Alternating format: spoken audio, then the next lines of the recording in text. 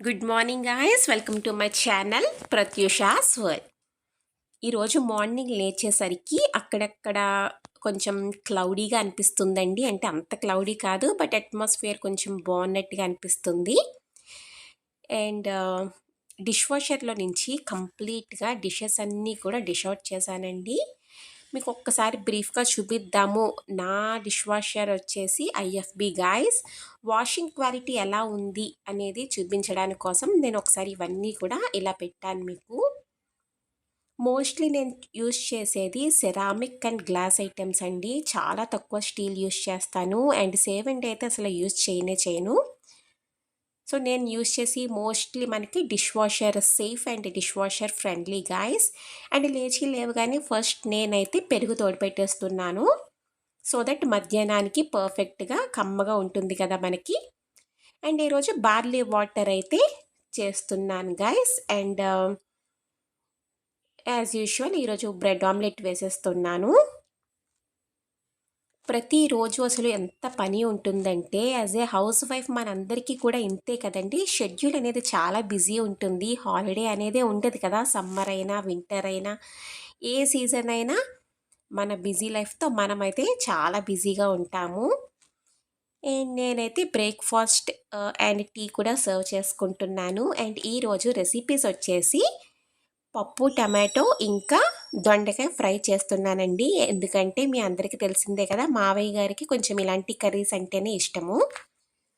So అందుకనేసి ముందుగా కందిపప్పు అయితే నీట్గా వాష్ చేసేసుకొని అందులో కొద్దిగా వాటర్ అయితే పోసేసుకుంటున్నాను గైస్. యాజ్ యూజువల్ మీరు అందరికీ తెలిసిందే, స్పెషల్గా అంటూ ఏమీ లేదు. బట్ ఒకసారి ఎక్స్ప్లెయిన్ చెయ్యాలి కాబట్టి నేను ఎక్స్ప్లెయిన్ చేస్తున్నాను. So limited amount of water అనేది యాడ్ చేసేసుకున్న తర్వాత అందులో కొంచెం పసుపు ఇంకా సాల్ట్ కూడా వేసేసుకుందాము. ఆ తర్వాత నీట్గా చాప్ చేసి పెట్టుకున్న ఆనియన్స్ ఇంకా గ్రీన్ చిల్లీస్ వేసుకోవాలండి. ఆనియన్స్ చాలా బాగుంటాయి గైస్ పప్పులో. గ్రీన్ చిల్లీస్ మీకు లైక్ కారం తగినంత గ్రీన్ చిల్లీస్ వేసుకోండి. అండ్ ఫైన్గా చాప్ చేసుకున్న టొమాటోస్ని కూడా వేసేసుకొని విజిల్ పెట్టేసుకుని మనము 6 to 7 విజిల్స్ వరకు మనం స్టవ్ మీద వదిలేసామనుకోండి, చాలా పర్ఫెక్ట్గా దాల్ అనేది కుక్ అయిపోతుంది. మనకి పప్పు గుత్త అవసరం లేకుండా చాలా ఫైన్గా కుక్ అవుతుందండి. అండ్ ఇంకొక పక్క నేను తాలింపు కూడా రెడీ చేసుకుంటున్నాను.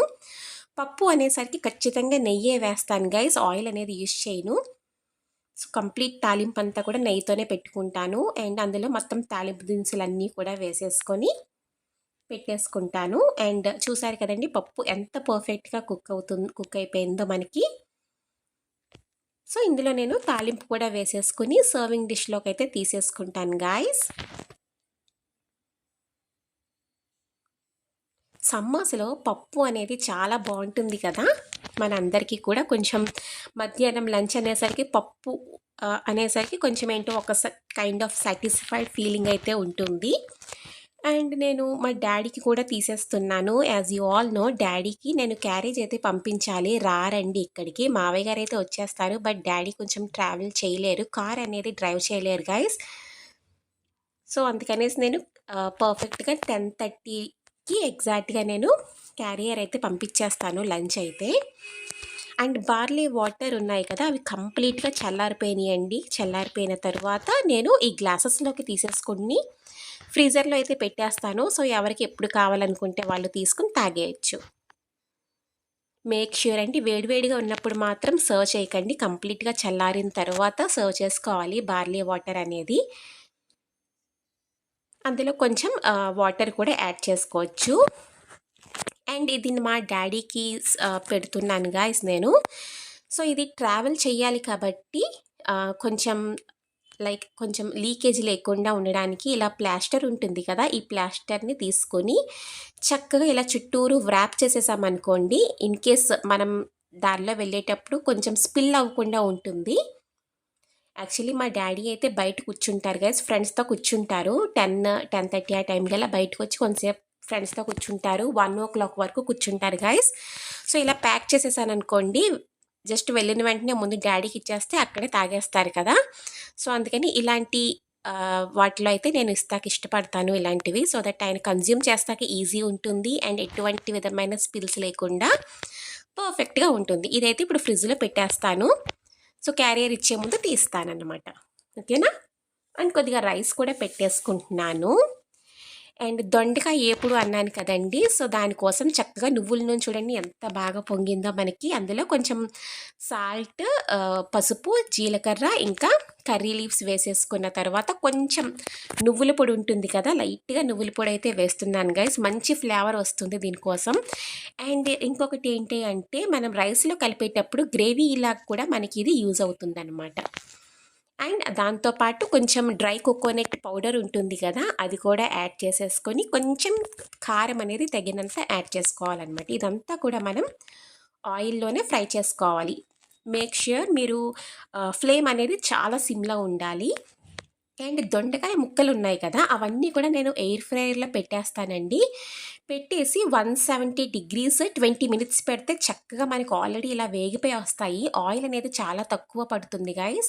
ఎయిర్ ఫ్రైయర్‌లో నేను చాలా రెసిపీస్ చేస్తాను. కమింగ్ వీడియోస్‌లో అవి కూడా నేను ఎక్స్‌ప్లెయిన్ చేస్తాను. బట్ ఈరోజు చూసారు కదా ఎంత హెక్టిక్ ఉందో.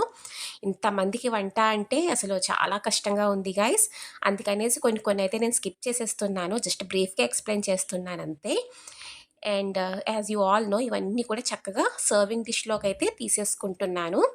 నాకు ఎప్పటికైనా కానీ పర్ఫెక్ట్‌గా ఆర్గనైజ్డ్‌గా ఉండాలండి. లేదంటే అసలు నేను రిమైనింగ్ పని కూడా నేను చేయలేను. టైమ్ టు టైమ్ నాకు కంప్లీట్ అయిపోవాలి పని అంతే.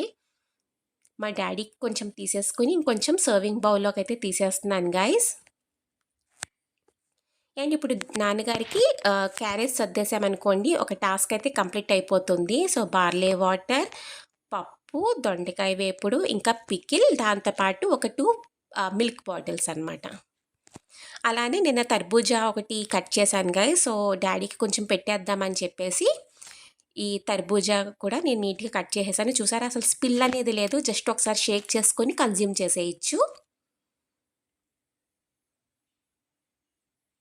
అండ్ చూసారు కదండీ! నా సింక్ పరిస్థితి అయితే అలా ఉంది. సో, అవన్నీ కూడా డిష్ వాషర్‌లో పెట్టేశాను. అండ్ ఇప్పుడు స్టవ్ క్లీనింగ్‌కి అయితే వచ్చేసాను. ఎందుకంటే కంప్లీట్ కుకింగ్ టాస్క్ అంతా కూడా నాకు అయిపోయింది. So, this is the final thing I do అండి. న్యాచురల్‌గా ప్రతిరోజు కుక్ అయిపోయిన వెంటనే నీట్‌గా స్టవ్‌ని క్లీన్ చేసేసుకుంటాను. చూడండి ఎంత క్లీన్‌గా ఉందో స్టవ్ అనేది. ప్రతిరోజు నేను ఇట్లానే వైప్ చేసుకుంటాను గైస్. ఒక పక్కన నా రోబో వాక్యూమ్ అయితే చక్కగా వాక్యూమ్ చేసేస్తుంది. అండ్ డిష్ వాషర్ చక్కగా అంట్లు తోమేసుకుంటుంది. అండ్ ఈరోజు లాండ్రీ అయితే ఏమీ వేయలేదు. అండ్ సింక్ చూడండి వెంటనే వంట అయిన వెంటనే నా సింక్ అయితే ఇలా డ్రైగా అయిపోతుంది గైస్. మ్యాక్సిమం 24/7 నా సింక్ అయితే ఇలానే డ్రైగా చాలా నీట్‌గా ఉంటుందన్నమాట.